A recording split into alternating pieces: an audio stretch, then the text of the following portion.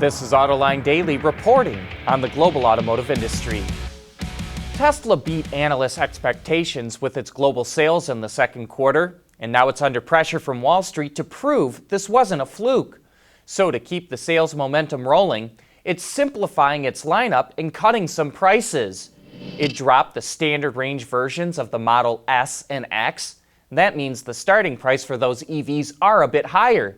But Tesla lowered the starting price of the Model 3 to $39,000.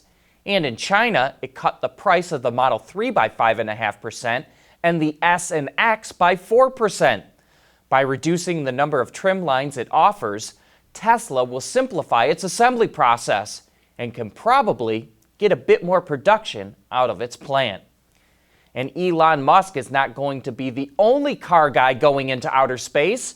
Toyota and the Japan Aerospace Exploration Agency, or JAXA for short, announced a 3-year deal to jointly develop a manned, pressurized lunar rover. Toyota and JAXA will manufacture, test, and evaluate prototypes over the 3-year period, with the goal of using the rover on the moon by 2029. The vehicle is about the size of 2 microbuses, is powered by fuel cell technology, and will have a range of 10,000 kilometers or 6,200 miles.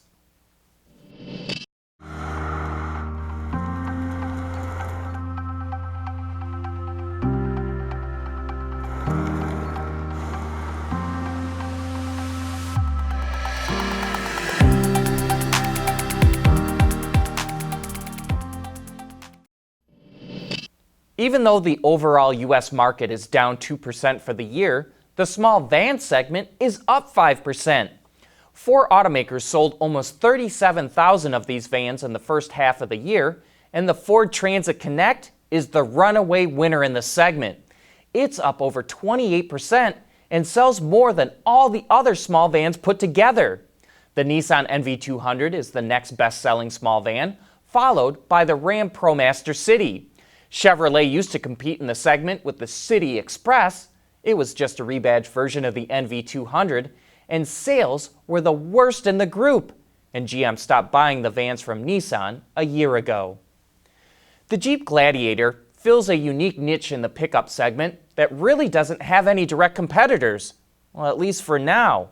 But Auto Forecast Solutions reports that there will be a pickup version of the Ford Bronco that goes into production in 2024. It will be built at the Michigan assembly plant that will make the regular Bronco. We applaud Ford for figuring out how to compete with Jeep, but we also wonder why in the world it will take 5 years to come out with a pickup version of the Bronco. You know, all automakers have their own design departments, but did you know some suppliers also have a design department? We're going to get the bottom of why Magna has a design department, because our special guest for Autoline After Hours this Thursday is Larry Erickson, who runs the design department of the giant supplier. Magna now has the capability to fully design, engineer, and manufacture vehicles, and probably no other supplier can do that. So join us this Thursday to learn how Magna plans to use its capabilities.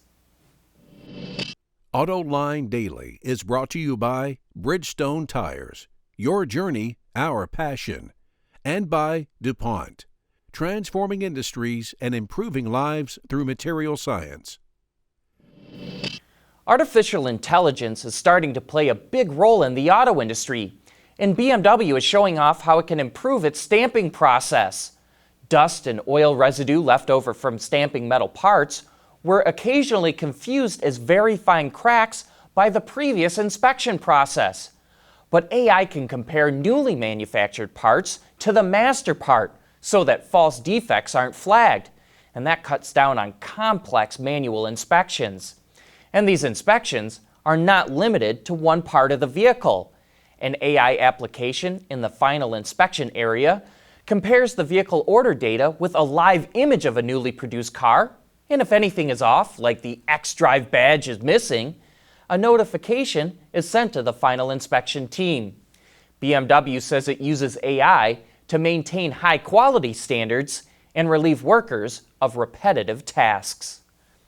Nissan revealed a new, updated version of the Skyline, which is also sold in some markets as the Infiniti Q50.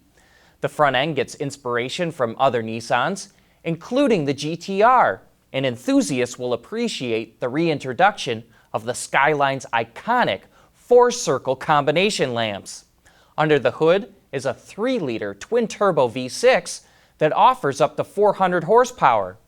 And since its introduction in 1957, the Skyline has always had the most advanced technologies of the time, and the new version will feature the latest generation of Nissan's ProPilot system, which allows for single-lane, hands-free driving on the highway. The new Skyline goes on sale in Japan this fall. And that's our report for today. Thank you for watching.